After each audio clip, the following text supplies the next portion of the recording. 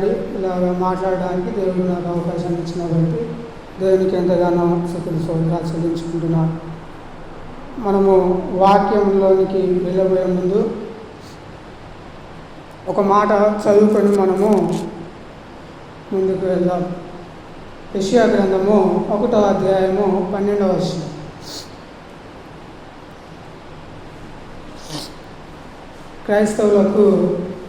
క్రైస్తవులు అనబడిన వారికి ఒక సూచన, హెచ్చరిక మాట తెలియజేస్తున్నాడు అక్కడ యెషయా ప్రవక్త.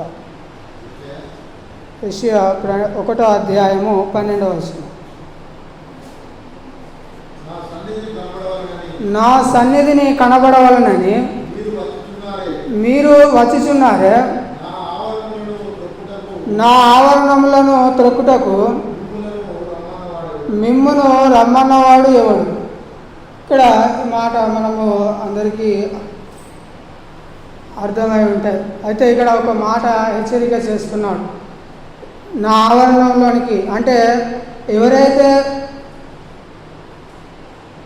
ఆలోచన వారి ఇష్టానుసారంగా, దేవునికి అనుకూలంగా కాకుండా వారికి ఇష్టానుసారంగా చేసిన వారిని ఏమంటున్నాడు అని అంటే, నిన్ను రమ్మన్నవాడు ఎవరు అని మాట్లాడుతున్నాడు.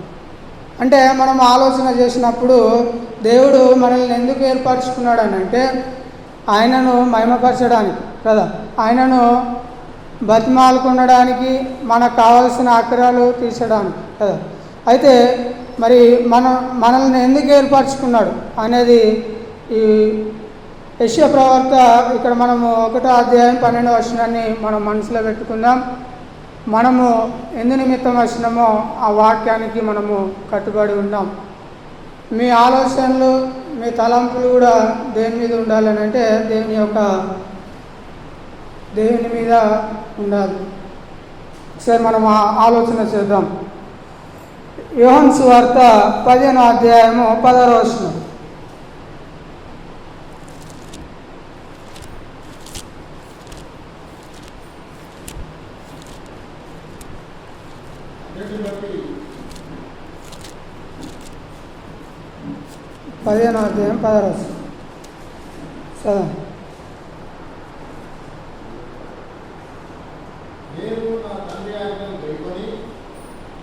యోహాను సువార్త 15వ అధ్యాయం 16వ వచనం. మీరు నన్ను ఏర్పరచుకొనలేదు, మీరు నా పేరిట తండ్రిని ఏమి అడుగుదురో అది ఆయన మీకు అనుగ్రహించినట్లు మీరు వెళ్ళి ఫలించుటకును మీ ఫలము నిలిచి ఉండుటకును నేను మిమ్మును ఏర్పరచుకొని నియమించి తిని. ఎందుకు ఆయన ఏర్పరచుకున్నాడంట? నేను మిమ్మును ఏర్పరచుకున్నాడు అంటున్నాడు. దేవుడు మనల్ని ఎందుకు నిర్మించుకున్నాడని అంటే, ఎందుకు ఏర్పరచుకున్నాడని అంటే అక్కడనే ఆ వచనాలనే తెలియజేస్తున్నాడు. మనం చూసినట్లయితే, మీకు అనుగ్రహించినట్లు మీరు వెళ్ళి ఫలించుటకును మీరు ఫలము నిలిచిండుటకును నేను మిమ్మును ఏర్పరచుకొనినాను అని అంటున్నాను. అయితే ఇక్కడ మీరు నన్ను ఏర్పరచుకొనలేదు అని ఎందుకు మాట్లాడుతున్నారంటే వారు ఒక ఇష్టానుసారంగా పలుకుతున్నారు. ఆ మాట మనం ఆలోచన చేసినట్లయితే అక్కడ యేసు తన శిష్యుల మధ్య ప్రేమపూర్వకంగా ఈ సంబంధం కొనసాగించాలని వారికి తెలియజేస్తూ ఈ మాట సెలవిస్తున్నాడు. దేవుడు మనల్ని ఎందుకు ఏర్పరచుకున్నాడు అనగా, మనము ఆ వచనాలను చూసుకున్నట్లయితే ప్రార్థించి మనము దేవునితో మాట్లాడడం, మనం ఎలా మాట్లాడతాం అని అంటే ప్రార్థన ద్వారా దేవుణ్ణి అడుగుతాం కదా. మనం దేవునితో మాట్లాడాలని అంటే మనం ఏం చేయాలి? దేవునికి ప్రార్థన చేయాలి, దేవుణ్ణి అడగాలి కదా. ఆ మాట తెలియజేస్తూ ఇంకొక మాట కూడా మనము అందులోనే చూస్తాం. అలా ఫలించుటకును అంటున్నాడు. ఫలించుటకనంటే నువ్వు ఎలాగ ఫలిస్తావు అని అంటే, నువ్వు దేవుని యొక్క సన్నిధానంలోనికి వచ్చినప్పుడు నువ్వు దేవుని యొక్క మాటలను నువ్వు ఆ మనసు కేంద్రీకరించినప్పుడు నువ్వు వాటిని, ఆ ఫలం అనేది నువ్వు పొందుకుంటావు. అయితే ఇక్కడ ఒక ఉదాహరణకు ఒక మాట చెప్తాను. మనము ఉదయం నుండి సాయంత్రం వరకు పనికి పోయేస్తున్నాం అనుకో, పనికి పోయేసిన తర్వాత మన ఆలోచనలన్నీ దేని మీద ఉంటాయి? చేసిన పని మీద ఉంటుంది, ఇక్కడ ఇంటి కుటుంబం మీద ఉంటుందో ఉండదు, ఆ పనుల మీద ఉంటుంది. అయితే వాటి మీద మన మనసు ఉంచలేకుండా దేని మీద మనసు ఉంచాలని అంటే 17వ వచనం చదువుదాం ఒకసారి.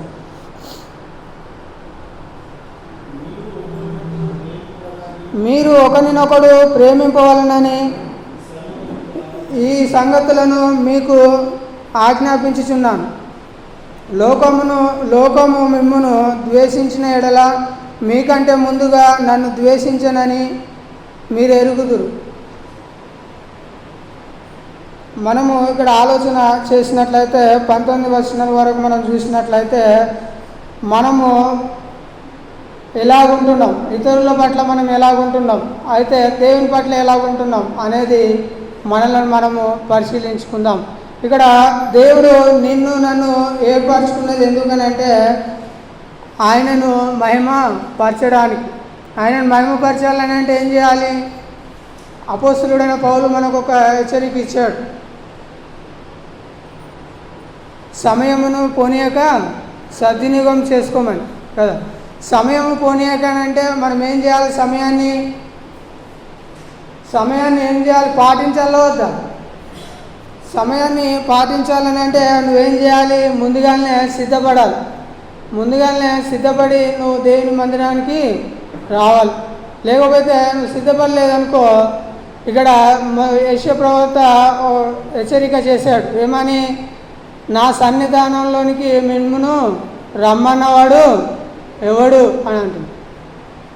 నా ఇష్టానుసారంగా వస్తాను, నా ఇష్టానుసారంగా నేను పోతాను అని అంటే ఇక్కడ సాగుతుంది కావచ్చు, కానీ లోకంలో సాగుతుంది కావచ్చు, కానీ దేవుని దగ్గర సాగదు.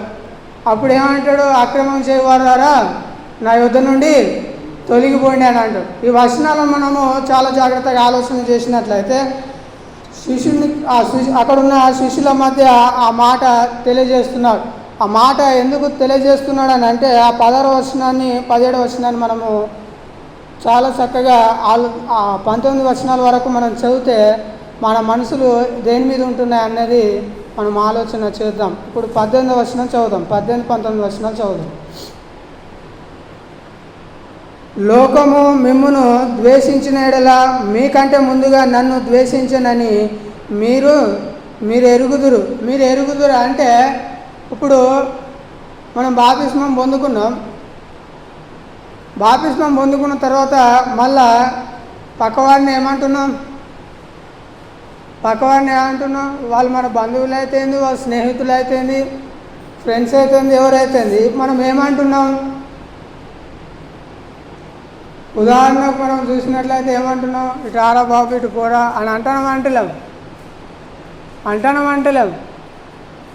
అయితే ఆ మాట ఏమంటున్నాడు అని అంటే మీరు ఫస్ట్ నన్ను అంటే దేవుని అన్నట్టే. ఆ మాట ఇప్పుడు ఒక మాట మనం ఆలోచన చేసినట్లయితే ఎవరినన్ను అంటే ముందుగా ఎవరిని అన్నట్టు దేవుని అన్నట్టు. ఆ మాట కూడా మీకు తెలిసి కూడా మీరు ఏం చేస్తున్నారు?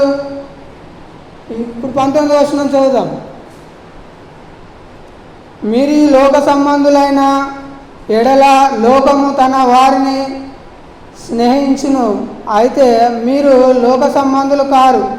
నేను మిమ్మును లోకములో నుండి ఏర్పరచుకొంటిని, అందుచేతనే లోకము మిమ్మును ద్వేషించుచున్నది.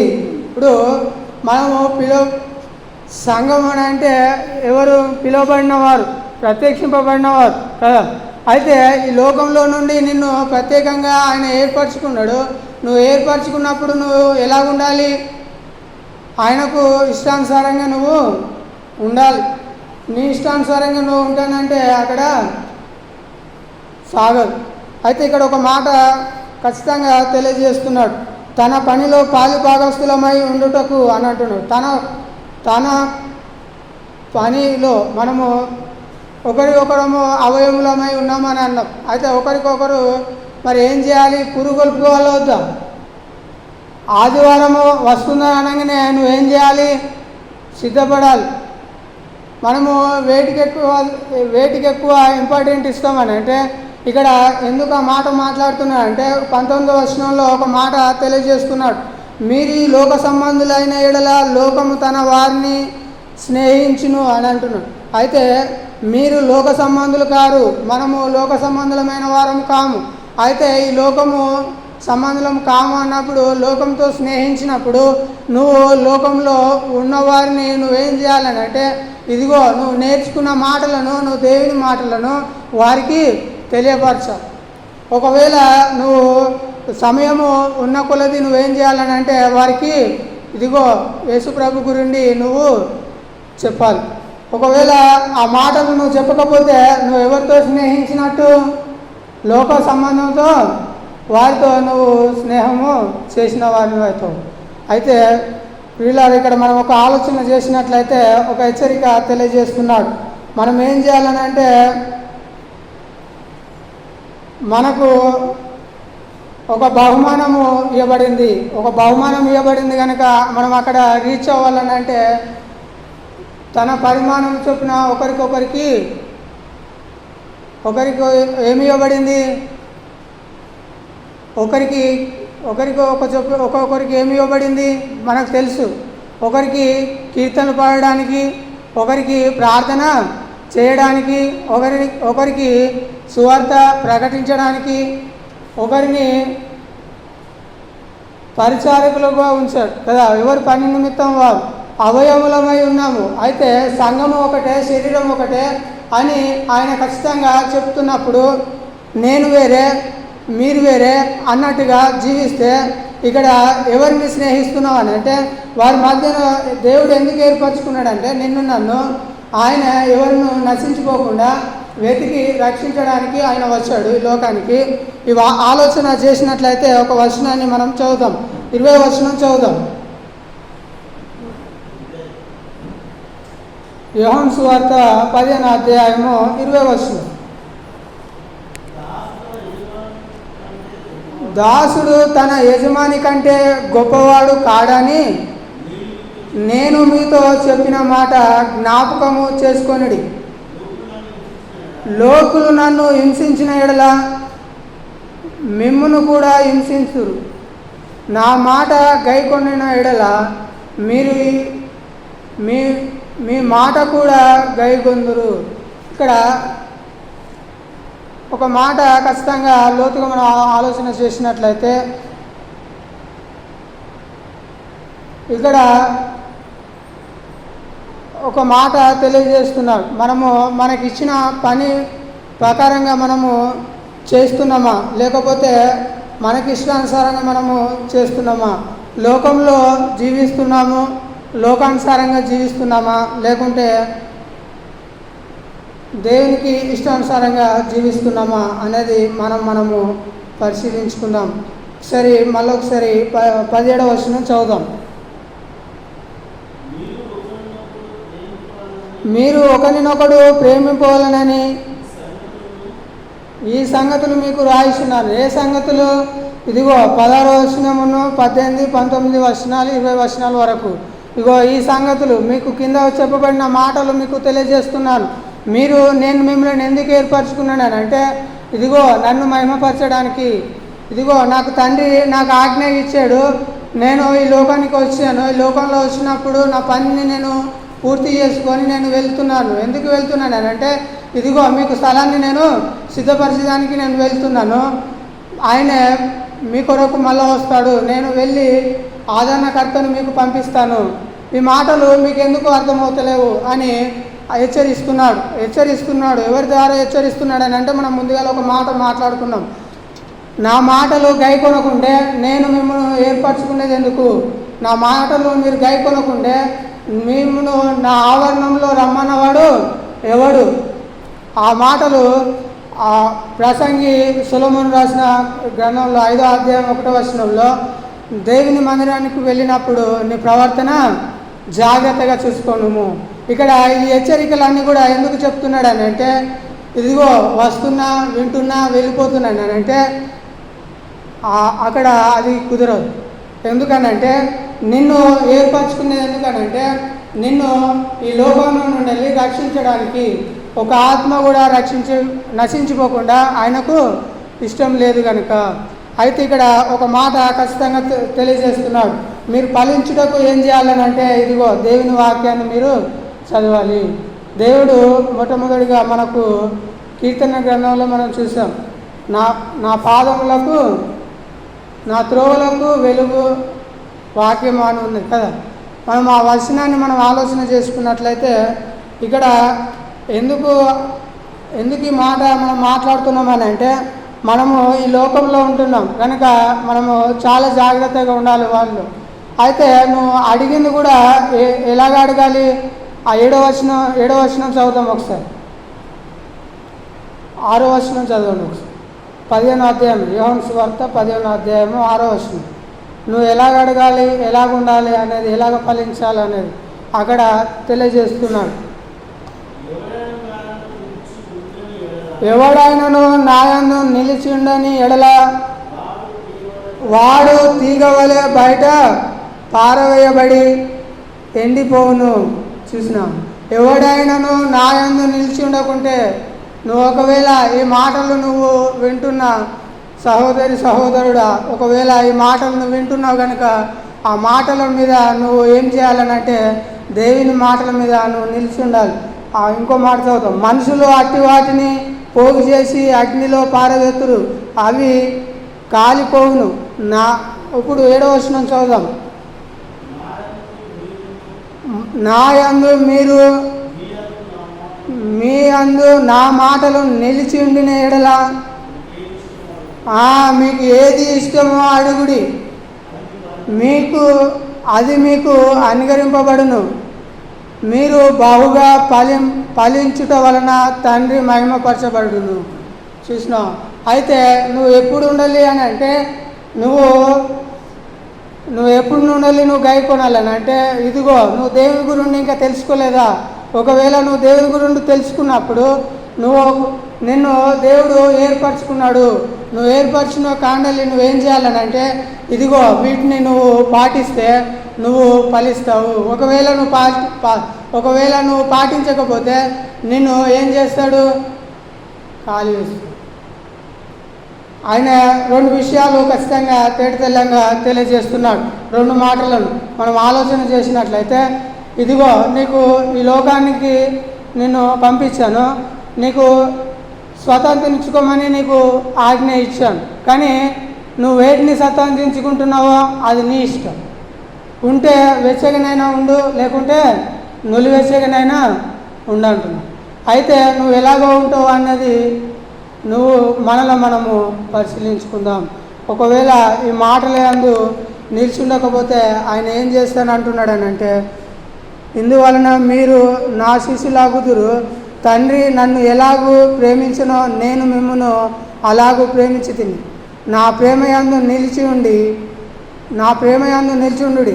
నేను నా తండ్రి ఆజ్ఞలను గైకొని ఆయన ప్రేమయందు నిలిచి ఉన్న ప్రకారము మీరును నా యందు నా ఆజ్ఞలు గైకొనిన ఎడల నా ప్రేమయందు నిలిచి ఉందురు. మీ అందు నా సంతోషము ఉండవలనని, మీ సంతోషము పరిపూర్ణము కావాలనని ఈ సంగతులు మీతో చెప్తున్నాను. ఈ 5 వచనాలు తెలియజేస్తున్నాడు. మనం ఫలించాలన్నా పోగలన్నా కూడా ఎవరి దృష్టిలో ఉన్నాయనంటే, ఎవరి చేతిలో ఉన్నాయంటే మన చేతుల్లోనే ఉంది. అయితే మన చేతిలో ఉంది కనుక మనము ఏం చేయాలని అంటే, ఇదిగో ఆయనను వెంబడించాలి. ఆయనను వెంబడించకపోతే మనము ఫలించలేము, మనము ఆ బహుమానాన్ని మనము చేరుకోలేము.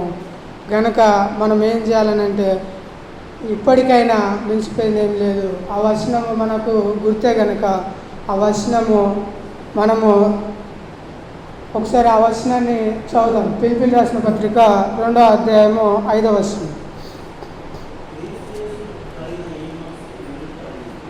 క్రీస్తు కలిసిన మనసును మీరును ఇప్పుడు కలిగి ఉండండి. అయితే ఇప్పుడు కలిగి ఉండిన తర్వాత మీరు ఏం చేయాలి? ఆ పక్క వచనాలనే తెలియజేస్తున్నాడు. మళ్ళా ఇదిగో ఇప్పుడే మిక్కిలి అనుకూలమైన సమయము. అయితే ఇప్పుడే మిక్కిలి అనుకూలమైన సమయం అని ఎందుకు చెప్తున్నాడనంటే, ఎవరైతే రక్షణ పొందుకోలేదో వారి నిమిత్తము తెలియజేస్తున్నాడు.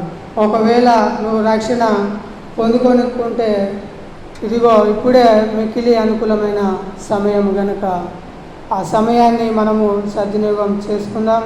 అయితే ఒక దినమున నేను దేవుడు ఆ లెక్క అడుగుతాడు కనుక ఆ లెక్కకు మనము బదులు చెప్పే అవసరత ఎంతైనా ఉంది కనుక, అయితే నేను మిమ్మల్ని ఏర్పరచుకునే ఎందుకనంటే మీరు ప్రార్థించి అడిగి పొందుకునే వారిగా ఉండాలి.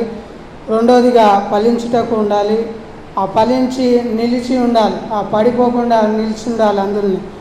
అయితే ఇతరులను ప్రేమించేటట్టుగా ఉండాలి. నాలుగోదిగా, ఐదోదిగా దేవుని సంబంధులుగా జీవించుటకు మీరు ఈ లోకంలో జీవించాలి. అయితే ఆరోదిగా తన పనిలో పాలి భాగస్థులమై ఉండాలి. అయితే పనిలో మనము చురుగ్గా పనిచేయాలి.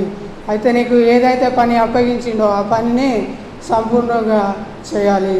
ఏడవదిగా దేవుని కోసము శ్రమలు అనుభవించుటకు అయితే సహోదరి, ఈ లోకంలో ఆ పాపంలో మనం ఉన్నాం కనుక, ఆ పాపంలో జీవిస్తున్నాము కనుక నరకంలో పడిపోకుండా మనము దేవునిలో పాత్రుడవై నీకు దేవుడు రక్షణ ఇచ్చి నిన్ను ఏర్పరచుకున్నాడు కనుక ఆ కారణములు దేవునికి మహిమకరంగాను ఇతరులకు రక్షణకరంగా జీవించి ఉండాలని ఈ మాటలు మీకు తెలియజేస్తున్నాను.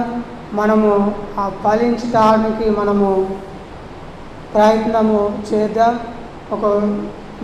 ఒకవేళ ఫలించకుండా ఉన్నట్లయితే మనల్ని మనము హెచ్చరించుకుందాం. దేవుడు ఈ మాటలను మన హృదయంలో ఫలింపజేయునుగాక.